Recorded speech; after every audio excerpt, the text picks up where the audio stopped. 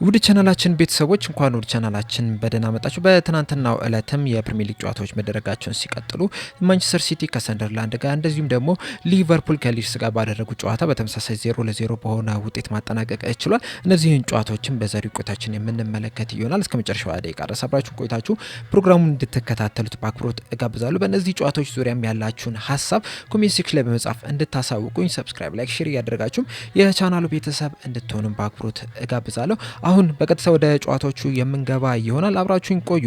በ19ኛ ሳምንት የእንግሊዝ ፕሪሚየር ሊግ መርሃ ግብር በአዲስ ዓመት በትናንትናው ዕለት ጃንዋሪ 1 2026 ላይ አራት ጨዋታዎች መደረግ ችለው ነበረ። በሚያስገርም ሁኔታ አራቱም ጨዋታዎች በአቻ ውጤት ነበረ ማጠናቀቅ የቻሉት። ክሪስታል ፓላስ ከፉልሃም ጋር ተገናኝተው ነበረ። አንድ አቻ በሆነ ውጤት ሲያጠናቀቁ የክሪስታል ፓላስን ግብ ማቴታ እንደዚሁም ደግሞ የፉልሃምን ግብ ክሬነሪ ባስቆጠሯቸው ግቦች ነው አቻ በሆነ ውጤት ማጠናቀቅ የቻሉት። ቀሪዎቹ ሶስት ጨዋታዎች ግን በተመሳሳይ 0-0 በሆነ ውጤት ነው መጠናቀቅ የቻሉት። ሊቨርፑል ከሊድስ፣ ብሬንትፎርድ ከቶተናም እንደዚሁም ደግሞ ሰንደርላንድ ከማንቸስተር ሲቲም በተመሳሳይ 0-0 በሆነ ውጤት መጠናቀቅ ችሏል።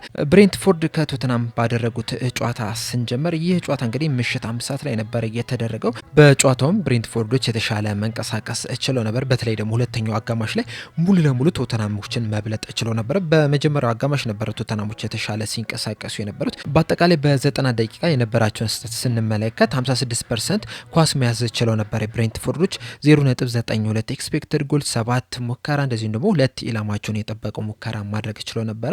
በቶተናም በኩል 44% ኳሱን ሲይዙት 0.86 ኤክስፔክትድ ጎል 9 ሙከራና 3 ደግሞ ኢላማቸውን የጠበቀ ሙከራ ነበረ ማድረግ የቻሉት።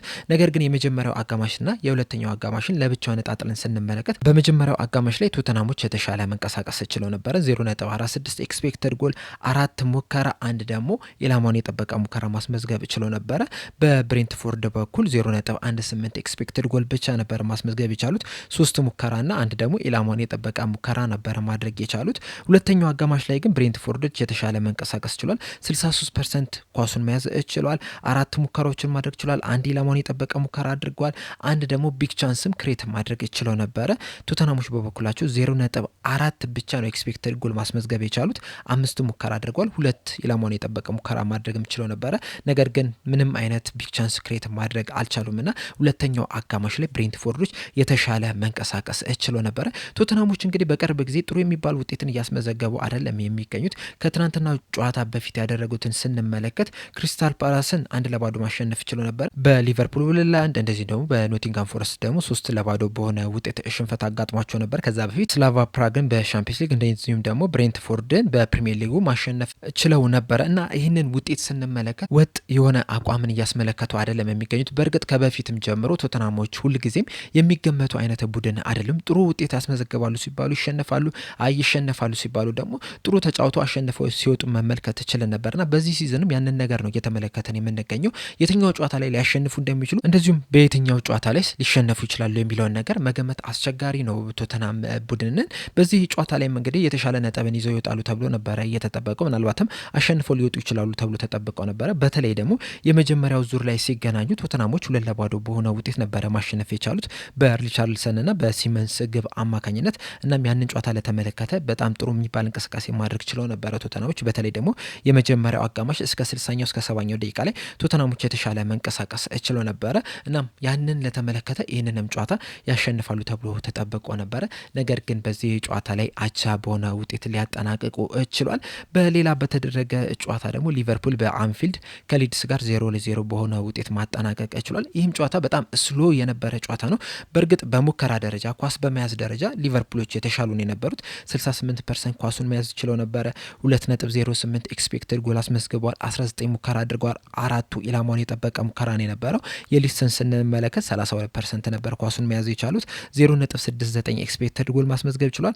4 ሙከራዎችን ሲያደርጉ 2ቱ ብቻ ነበሩ ኢላማቸውን የጠበቀ ሙከራ የነበሩት።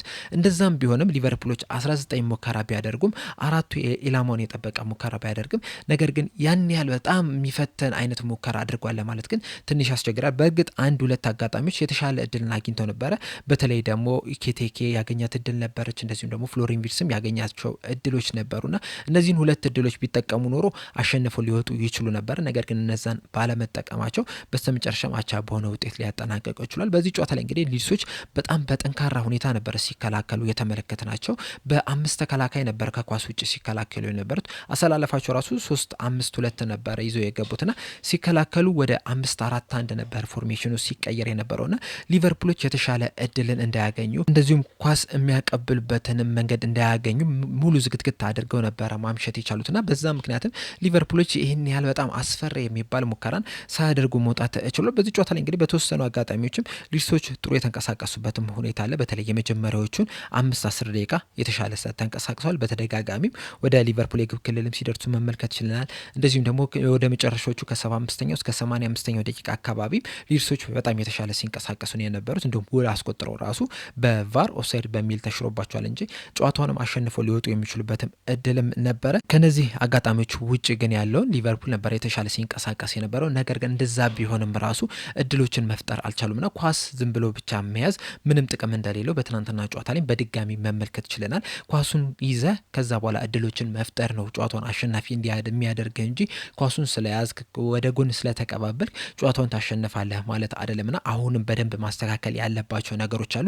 እነዚህን ቀርፎ ካልመጡ ምናልባትም በዚህ ሲዝን ቶፕ 4 ይዘው ሊያጠናቅቁ የሚችሉበትም እድል አለ። አሁንም ድረስ እንግዲህ በደጋፊዎች ዘንድ አሰልጣኝ አርነ ስሎት ላይ ከባድ ጥያቄ አለ። በእርግጥ ያለፉትን 8 ጨዋታዎች ምንም አይነት ጨዋታ አልተሸነፈም። ነገር ግን ደግሞ ባሸነፈባቸውም ጨዋታዎች አቻ በወጣባቸውም ጨዋታዎች እያሳዩት ያለውን እንቅስቃሴ ስንመለከት ግን ያን ያህል የሚያረካ አይደለም። በተለይ በየርገን ክሎፕ ስር የለመድነው ያጮት ስታይል አለና ከዛ አንጻር ስንመለከተው በጣም እስሎ የሆነ ጨዋታ ነው እየተጫወቱ የሚገኙትና ያም ነገር ደግሞ በደጋፊዎች ዘንድ ተወዳጅነትን አላገኘላቸውምና አሁንም ድረስ በደጋፊዎች ዘንድ አሰልጣኝ አርነ ስሎት ትክክለኛው የሊቨርፑል አሰልጣኝ መሆን ይችላሉ ወይም ደግሞ ለሊቨርፑል አሰልጣኝነት የሚመጥን ብቃት አላቸው ወይ የሚል ነገር እየተነሳ ነው የሚገኙና በዚሁ አካሄድ የሚቀጥሉ ከሆነ ምናልባትም ይህ ሲዝን ለአሰልጣኝ አርነ ስሎት የመጨረሻ ሲዝናቸውም ሊሆን ይችላል። በተለይ ደግሞ በውጤት ደረጃም ያን ያህል ጥሩ የሚባሉ ውጤትን እያስመዘገቡ አይደለም የሚገኙት። ብዙ ሽንፈትን አስተናግዷል። በፕሪሚየር ሊጉ ራሱ 6 ሽንፈቶችን አስተናግዷል። እንደዚሁም በጨዋታ ደረጃ ራሱ የሚያምር ጨዋታን አይደለም እየተጫወቱ የሚገኙትና እነዚሁ ላይ ተደማምረው እንግዲህ ምናልባትም የመጨረሻ ሲዝናቸውም ሊሆን ይችላል። ወደ ቀጣይ ጨዋታ ስንመለስ ደግሞ በምሽት 5 ሰዓት ላይ በተደረገ ተጠባቂ ጨዋታ ሰንደርላንድ ከማንቸስተር ሲቲ ጋር 0-0 በሆነ ውጤት ማጠናቀቅ ችሏል። ይህ ጨዋታ እንግዲህ በጣም ትልቅ ጥቅም የሰጠው ለአርሰናል ነው። ሳይጫወት ነጥብ ይዞ የወጣበት ጨዋታ ነው የነበረው። ምክንያቱም አርሰናሎች አስቶን ቪላን አሳማኝ በሆነ መልኩ 4-1 ማሸነፋቸው አይዘነጋም። ባለፈው ማክሰኞ ዕለትና ከማንቸስተር ሲቲ ጋር ያላቸውን የነጥብ ልዩነት ወደ 5 ማስፋት ችሎ ነበርና በዚህ ጨዋታ ላይ ደግሞ ማንቸስተር ሲቲዎች ነጥብ መጣላቸውን ተከትሎ አርሰናሎች ከማንቸስተር ሲቲ ጋር ያላቸውን የነጥብ ልዩነት ማስፋት ችሏልና ይህ ጨዋታ ለአርሰናል የጠቀመው ጨዋታ ነው የነበረው። በእርግጥ በዚህ ጨዋታ ላይ ማንቸስተር ሲቲዎች የተሻለ መንቀሳቀስ ችለው ነበር። በሁሉም ረገድ ማንቸስተር ሲቲዎች ጥሩ ነበሩ። በተለይ ኳስ በመያዝ ደረጃ በአጠቃላይ 68% ኳስ መያዝ ችለው ነበረ። 2.24 ኤክስፔክትድ ጎል ማስመዝገብ ችለዋል። 14 ሙከራዎችን አድርገው ነበረ። 4 ኢላማቸውን የጠበቁ ሙከራም አድርገው ነው የነበሩት። በሰንደርላንድ በኩል ደግሞ 32% ኳሱን ሲይዙ 0.88 ኤክስፔክትድ ጎል 10 ሙከራና 4 ኢላማውን የጠበቀ ሙከራ ነበር ማድረግ የቻሉት። ከማንቸስተር ሲቲ አንጻር ስንመለከተው ኢላማውን በጠበቀ ሰንደርላንድም እኩል ማስመዝገብም ችሏል። ነገር ግን ኳስ በመያዝ እንደዚሁ ደግሞ ወደ ተጋጣሚ የግብ ክልል ቶሎ በመድረስ ደረጃ ማንቸስተር ሲቲዎች የተሻሉ ነው የነበሩት።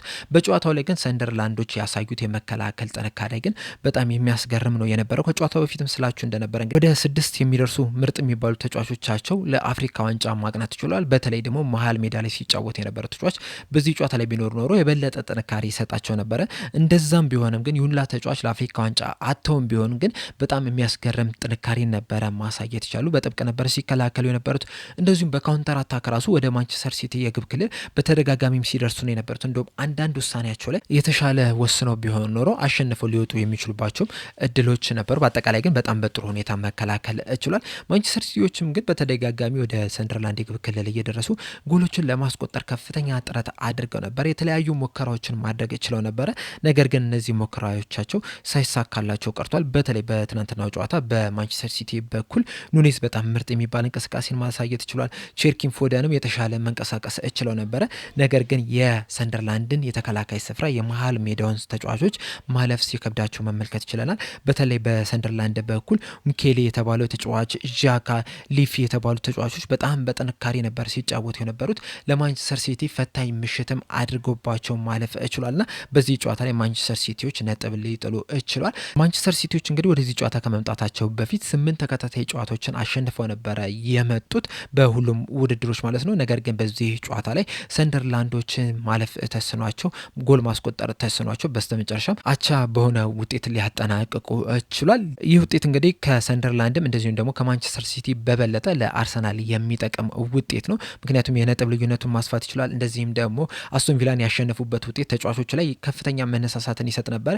ይበልጥ ደግሞ የማንቸስተር ሲቲ ነጥብ መጣል ደግሞ ተጨማሪ ኮንፊደንስ ይሰጣቸዋልና ዋንጫውን ለማሸነፍም እንግዲህ ትልቅ ብርታት ይሆናቸዋል ተብሎ ነው የሚጠበቀው። የ19ኛ ሳምንት ጨዋታዎች መደረጋቸውን ተከትሎ የደረጃ ሰንጠረዡን ስንመለከት አርሰናሎች በ45 ነጥብ አንደኛ ደረጃ ላይ ሲቀመጡ ማንቸስተር ሲቲ በ41፣ አስቶን ቪላ በ39፣ ሊቨርፑል በ33፣ ቼልሲ በ30፣ ማንቸስተር ዩናይትድ በ30 እንደዚሁም ሰንደርላንድ በ29 ከሁለተኛ እስከ ሰባተኛ ደረጃ ያለውን መያዝ ሲችሉ ሊድስ ዩናይትዶች በ21 ነጥብ 16ኛ፣ ኖቲንጋም ፎረስት በ18 17ኛ፣ ዌስትሃም በ14፣ በርንሌ በ12 እንደዚሁም ወልቭስ በ3 ነጥብ ከ18ኛ እስከ 20ኛ ደረጃ ያለውን መያዝ ችሏል። በዚህ ሲዝን የዋንጫው ባለቤት ማን ሊሆን ይችላል? እንደዚሁስ ማን ሊወርድ ይችላል ብላችሁ ትገምታላችሁ? ሀሳባችሁ እንዳለ ኮሜንት ሴክሽን ላይ በመጻፍ አሳውቁኝ። ለአሁን እኔ እዚህ ላይ አበቃው። በቀጣይ በሌላ እስከምንገናኝ ድረስ ሰብስክራይብ፣ ላይክ፣ ሼር ማድረግ እንዳትረሱ። ቸር ያቆየን።